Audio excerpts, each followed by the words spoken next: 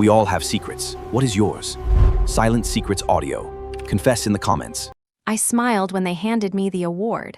The only person clapping harder than my wife was the man she'd been betraying me with. People think revenge begins with rage.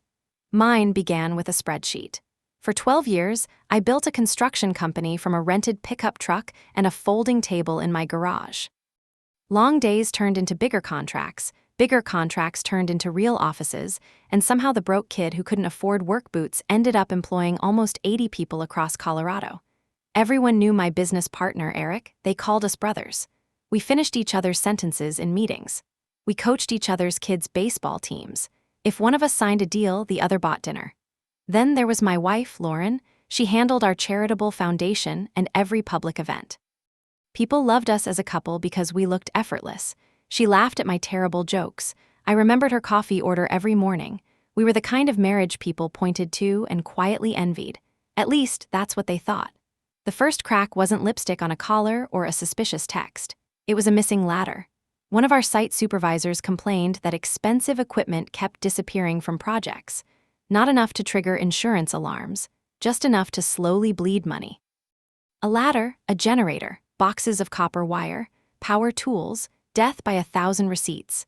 Eric insisted it was careless workers. I believed him, until our accountant accidentally sent me an internal reconciliation report instead of the public monthly summary.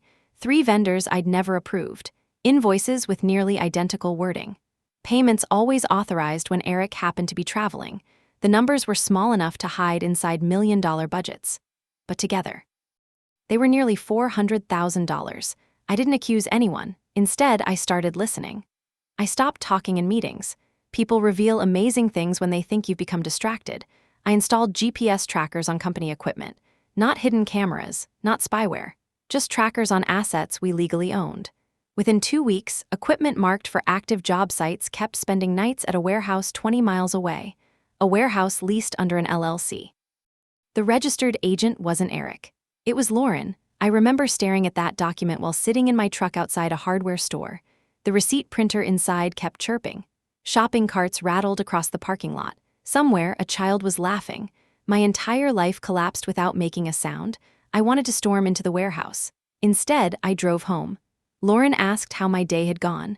I kissed her forehead and told her it was productive. That lie tasted like metal. Over the next month, I became the quietest version of myself. I hired a forensic accounting firm. I let attorneys collect documents. I copied emails, contracts, bank transfers, property records. Every piece fit together so perfectly it almost deserved admiration. Eric had created shell companies that overcharged my business. Lauren quietly moved portions of those profits into real estate investments under different LLCs, while I worked 16-hour days.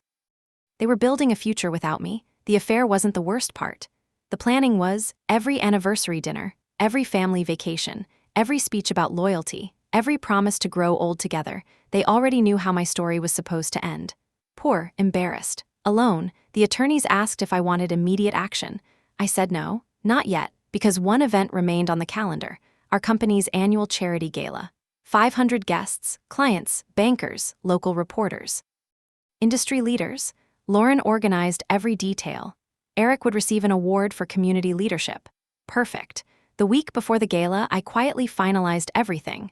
New banking authority, emergency board meeting, digital evidence secured, law enforcement notified. Every legal document waited inside sealed envelopes with specific delivery times. The night arrived. Crystal glasses sparkled beneath enormous chandeliers. A jazz band played softly. Lauren looked stunning in a navy dress I'd once bought for our anniversary. Eric shook hands like a politician.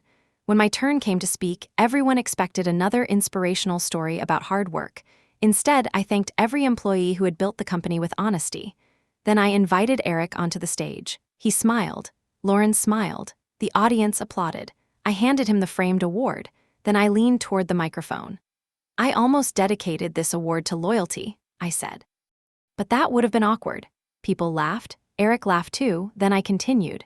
So instead, I'd like to thank our forensic accountants. Silence, real silence. The kind that makes air conditioners suddenly sound loud. Screens behind the stage change from our charity slideshow to public corporate filings. Nothing dramatic, just documents. Bank transfers, LLC registrations, purchase records, every page legally verified. No accusations, just facts. Lauren stood frozen. Eric stopped smiling. Nobody else moved. I never mentioned the affair, not once, because stealing trust mattered more than stealing my marriage. Security approached before I even finished speaking. Outside, detectives were already waiting with warrants connected to financial fraud. Inside, guests quietly looked away from the couple they'd admired for years. Nobody shouted. Nobody cheered.